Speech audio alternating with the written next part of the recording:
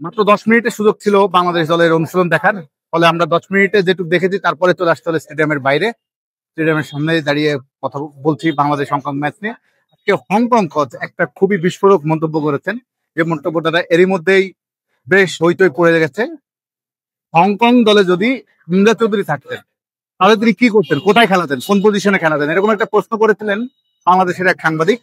তার উত্তরে তিনি একদম সংক্ষেপে সোজা সাপটা বলে দিয়েছেন, বেঞ্চে রাখ। Your squad. Where did you play? Probably on the bench. Hamza চৌধুরীর মতো একজন ফুটবলারকে তিনি বেঞ্চে জায়গা দিতেন, এটা আসলে আমি বলবো মাইন্ড গেম। উনি উনি যেটি বলেছেন এটা জাস্ট মেন্টাল গেম, যে প্রতিপক্ষর চেয়ে ইম্পর্টেন্ট খেলোয়াড়কে গুরুত্ব না দেওয়া। কারণ হামজা চৌধুরী যিনি লেস্টার সিটিতে খেলেন, তিনি কোন লেভেলে খেলেন এটা পৃথিবীর আমার মনে হয় যে কোনো ফুটবলার, যে কোনো কোচই বলতে পারবেন, এবং তার সম্পর্কে কম বেশি একটা ধারণা সবারই আছে। উপমহাদেশের ক্ষেত্রে বা এশিয়ার ক্ষেত্রে তো আরো সেটা ক্লিয়ার, কোথায় তিনি খেলেন, কোন পজিশনে খেলেন এবং তার মান কতটা ভালো, কেমন মান।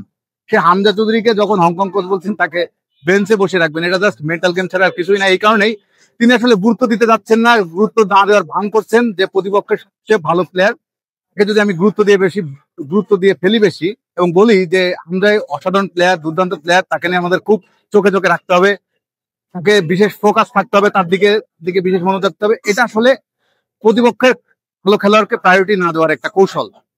ঠিক আছে তিনি বলেছেন, কিন্তু এটা বাংলাদেশের ফ্যানদের হজম করা খুব কঠিন।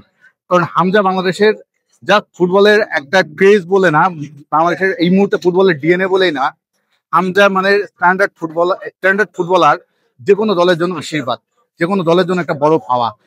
তার সঙ্গে বাংলাদেশে আরো কিছু ভালো মানের ফুটবলার যোগ হয়েছে এর মধ্যে। সমিত সোম আছেন, হামিদুল ইসলাম আছেন, বাংলাদেশের লোকাল ফুটবলার যারা লোকাল সিস্টেম থেকে বড় হয়ে উঠেছেন, তারাও তাদের নিজেদের মেলে ধরার একটা দারুণ মঞ্চ। হংকং ম্যাচটা যদি আমরা বলি বাংলাদেশের জন্য বাঁচা মরার লড়াই, যদি এএফসি এশিয়া কাপ বাছাইয়ে যদি আশা টিকিয়ে রাখতে হয়, তাহলে দেশের মাঠে, ঘরের মাঠে হংকংকে হারাতেই হবে। শুধু ভালো করলে হচ্ছে না, হারাতেই হবে। কিন্তু সেই পজিশনে কি বাংলাদেশ আছে? যদি র্যাঙ্কিং এ যদি তুলনা করা হয়, হংকং 146, বাংলাদেশ সেখানে 184। র্যাঙ্কিং এর তো একটা বিরাট পার্থক্য আছেই। হংকং দলে আছে তাদের অনেক বংশোদ্ভূত ফুটবলার, ব্রাজিলিয়ান বংশোদ্ভূত ফুটবলারই আছে 5 জন।